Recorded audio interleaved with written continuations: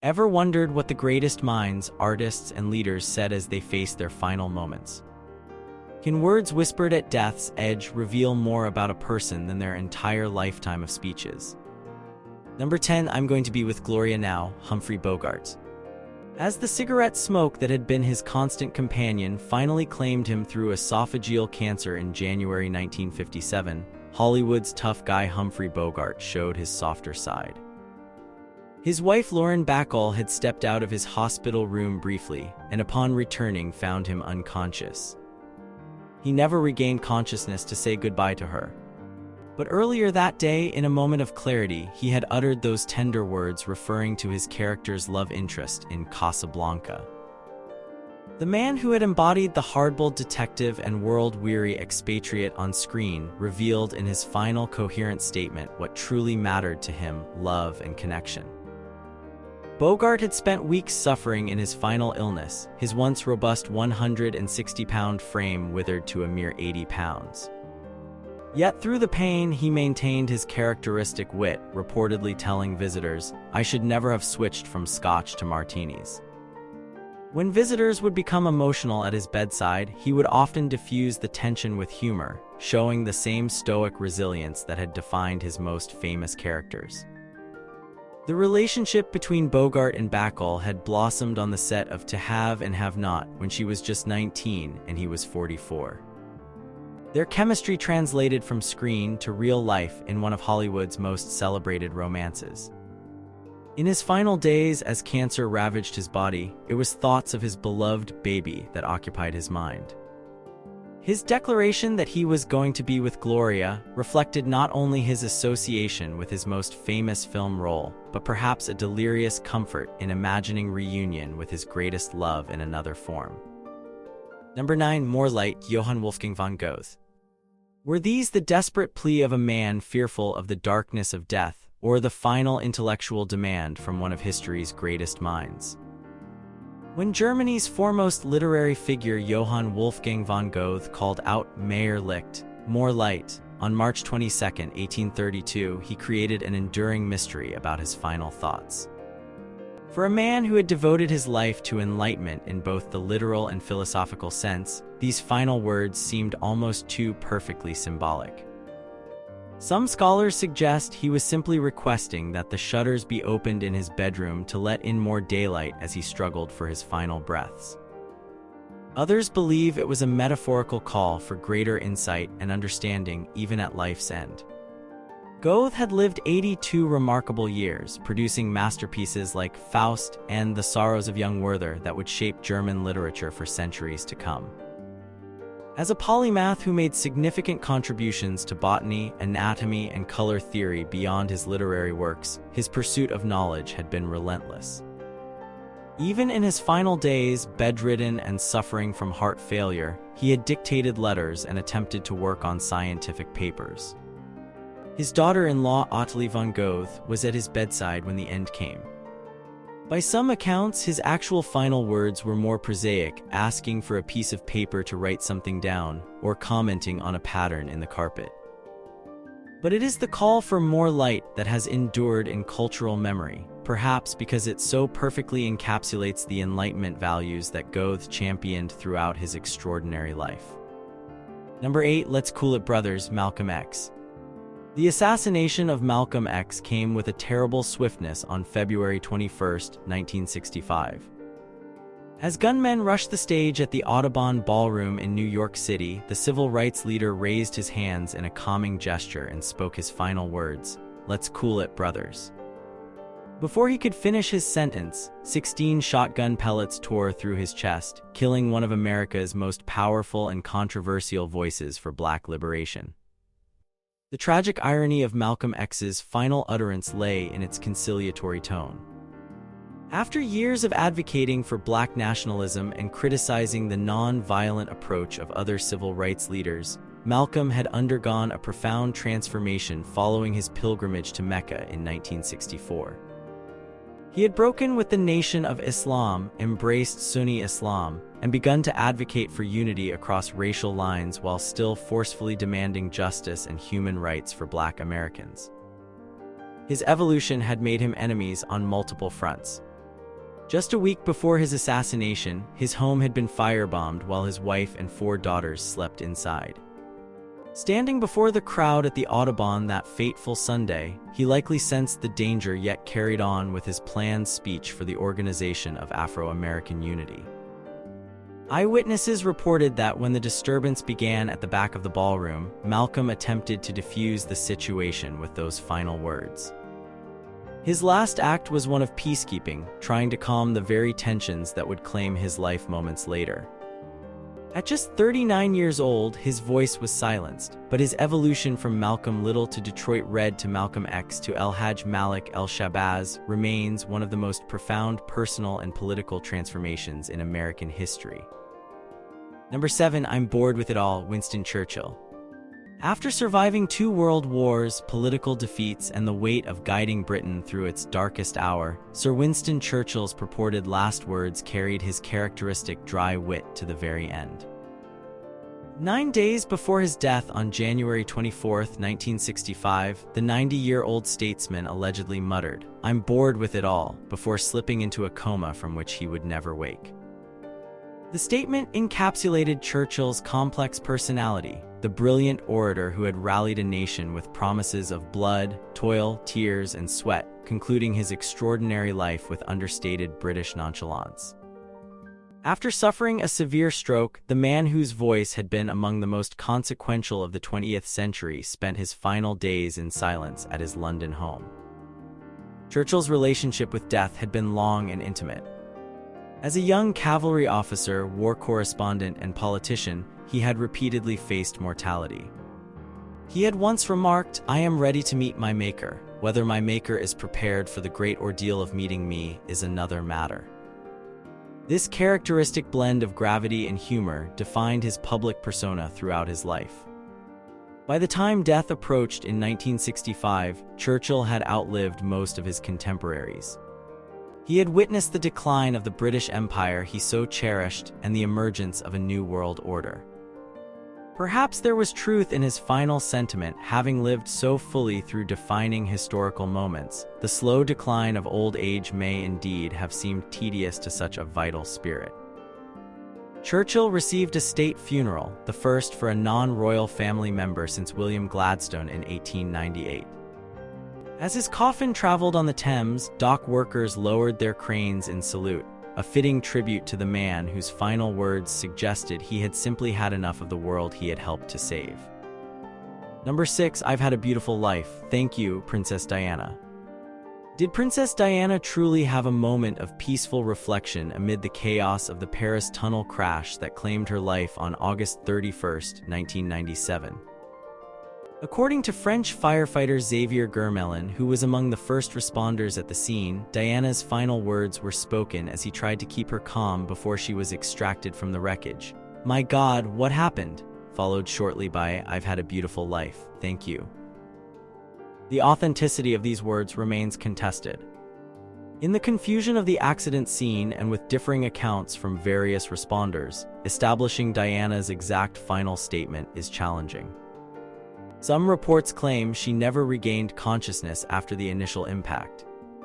Others suggest her last words were simply, "Oh my God," as the Mercedes entered the tunnel at high speed.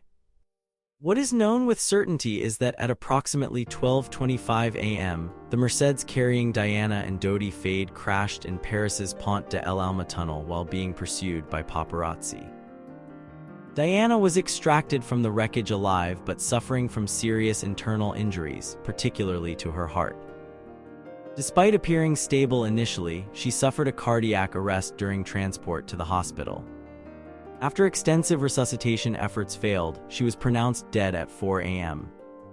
The poignancy of Diana claiming she'd had a beautiful life would be especially moving given the struggles she had endured. Her turbulent marriage to Prince Charles, her battles with bulimia and depression, and the relentless media scrutiny had all taken their toll. Yet in her humanitarian work and role as mother to Princes William and Harry, she had indeed found profound purpose and joy. Whether these were truly her final reflections or a compassionate embellishment, They have become part of the Diana mythology, a final chapter in the story of the people's princess, whose death triggered an unprecedented global outpouring of grief. Number 5, I'm Going Away Tonight, James Brown. The godfather of soul predicted his own passing with uncanny accuracy. On Christmas Day 2006, James Brown turned to his longtime manager Charles Bobbitt and said, "I'm going away tonight." Hours later, at 1:45 a.m. on December 26, the legendary performer died of congestive heart failure at age 73 in an Atlanta hospital. Brown had been hospitalized for pneumonia just days earlier, but had seemed to be recovering. He had even made plans to perform a New Year's Eve show at B.B. King's Blues Club in New York. According to Bobbitt, who had been at Brown's side for decades, the singer took 3 long, deep breaths that evening, closed his eyes, and died peacefully. The eerily prophetic nature of Brown's final words seems fitting for a man whose life had been defined by a preternatural sense of rhythm and timing. From his hardscrabble beginnings in South Carolina, where he picked cotton, danced for spare change, and spent time in juvenile detention, Brown had transformed himself into the hardest-working man in show business, revolutionizing multiple musical genres along the way. His final Christmas Day had been spent giving out presents to underprivileged children in Atlanta, continuing his tradition of holiday philanthropy despite his illness. This act of generosity was characteristic of a man who, despite his complicated personal life, had long used his platform to advocate for education and opportunity in the Black community. In the hours before his death, Brown reportedly told Bobbitt that he was ready to leave, that he had been through enough. After a lifetime of electrifying performances where he would routinely lose pounds of sweat on stage, collapse from exhaustion only to be revived with his famous cape, perhaps James Brown sensed that his final curtain call was approaching and embraced it with the same certainty with which he had commanded countless stages. Number 4, I'm Losing It, Frank Sinatra. For a man who had lived life entirely on his own terms, Frank Sinatra's final words carried a rare note of vulnerability. On May 14, 1998, as he suffered a fatal heart attack at Cedars-Sinai Medical Center in Los Angeles, the 82-year-old entertainment legend reportedly turned to his wife Barbara and said simply, "I'm losing it."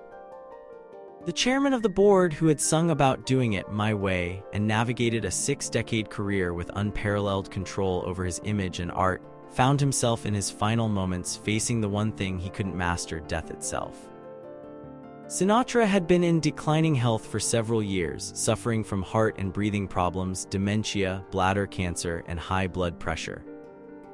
His wife Barbara had called paramedics to their Beverly Hills home the night before when Sinatra had suffered another heart attack. It was his 4th serious cardiac event, coming after a previous heart attack in 1997. Despite his fragility, those close to Sinatra say he had maintained his fighting spirit nearly to the end, often rallying briefly before declining again. Sinatra's death marked the end of an era in American entertainment. From his early days as the skinny kid from Hoboken who made the Bobbassoxers swoon, through his Academy Award-winning acting career, his Las Vegas performances with the Rat Pack, and his late career resurgence, Sinatra had remained a dominant cultural force for more than half a century. The poignancy of his final words reflects the universal human experience. Even Frank Sinatra, who had commanded respect and adoration from presidents and everyday fans alike, ultimately faced the same surrender we all must eventually confront. For a man who had spent his life projecting strength and confidence, "I'm Losing It" stands as a rare admission of powerlessness from a performer who had seemed invincible. Number 3, oh wow, Steve Jobs. What did the visionary co-founder of Apple glimpse in his final moments? According to his sister Mona Simpson, who was at his bedside, Steve Jobs looked past those gathered around him and repeated 3 times with mounting emphasis, "Oh wow, oh wow, oh wow."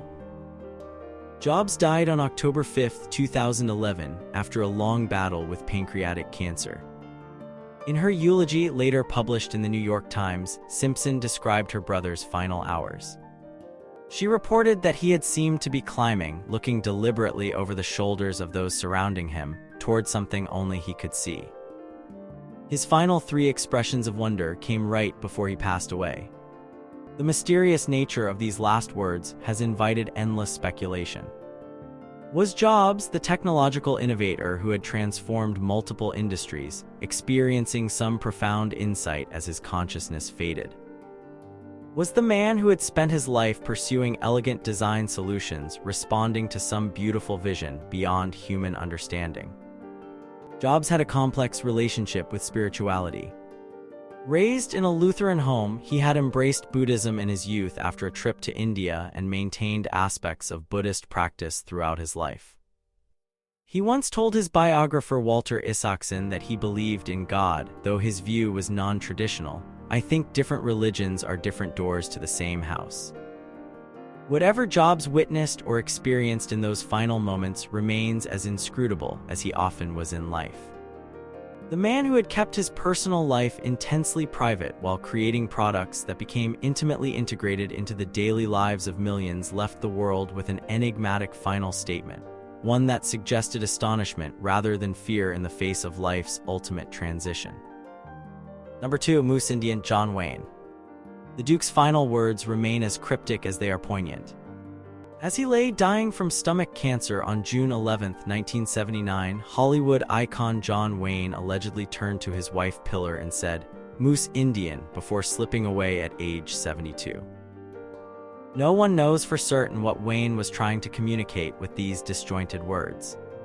Some have speculated that Wayne was referring to characters or scenes from his numerous Western films, with Indian clearly connecting to the Native American figures who had populated his cinematic landscapes. Moose remains more mysterious. Perhaps he was attempting to name a person or recalling a hunting experience from his off-screen life as an outdoorsman. By the time of his death, Wayne had been battling cancer for more than a decade. He had survived a bout with lung cancer in 1964, which resulted in the removal of his left lung and 4 ribs. The stomach cancer that ultimately claimed him had been diagnosed in January 1979, but by then it had spread throughout his body. Ever the stoic figure both on and off screen, Wayne had kept many details of his illness private until the end. Wayne's passing represented the end of an era for Hollywood and for a certain vision of American masculinity. Through films like Stagecoach, The Searchers, True Grit, and countless others, Wayne had embodied a rugged individualism and frontier ethos that resonated deeply with mid-century American audiences. His politics had often been controversial, particularly his support for the Vietnam War and conservative causes, but his cultural impact was undeniable. The fragmented nature of his final words seems fitting for a man whose public persona had always been somewhat larger than life, somewhat mythologized. As the silver screen cowboy faced his final sunset, his thoughts apparently returned to the cinematic West where his legend had been made. Number 1. Tomorrow I shall no longer be here, Nostradamus.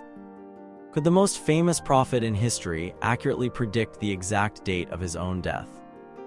According to historical accounts, Michel de Nostradame, better known as Nostradamus, told his secretary Jean de Chavigny on July 1, 1566, "Tomorrow, I shall no longer be here."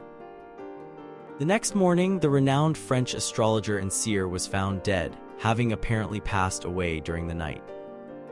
Throughout his life, Nostradamus had published almanacs and a famous collection of prophetic verses called Les Prophéties, which many believe predicted events ranging from the Great Fire of London to the rise of Napoleon and Hitler. His cryptic quatrains, written in a deliberately obscure mixture of French, Greek, Latin, and Provençal, have been subject to endless interpretation and debate for centuries. By the time of his death at age 62, Nostradamus had been suffering from gout that eventually developed into edema or dropsy. His condition had progressively worsened until he was unable to move without great pain. According to contemporary accounts, he had called for a notary the previous evening to revise his will, leaving his wife a modest sum and dividing the bulk of his estate between his children. The precise nature of Nostradamus's prophetic abilities remains hotly contested. Skeptics point to the vague nature of his writings, which allow for multiple interpretations, particularly when viewed after events have occurred. Believers maintain that too many of his predictions align with subsequent historical events to be mere coincidence or confirmation bias.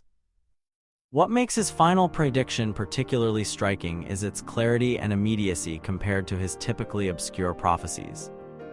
Unlike his quatrains that often required creative interpretation, his final words were straightforward and quickly verified. Whether this represents his clearest prophecy or simply the realistic assessment of a dying man aware of his failing health, Nostradamus's final statement ensures that questions about his mysterious gifts continue even centuries after his death. Have these final utterances revealed something profound about how we face our end? Or do we simply project meaning onto fragments of speech, desperate to find significance in our last earthly moments?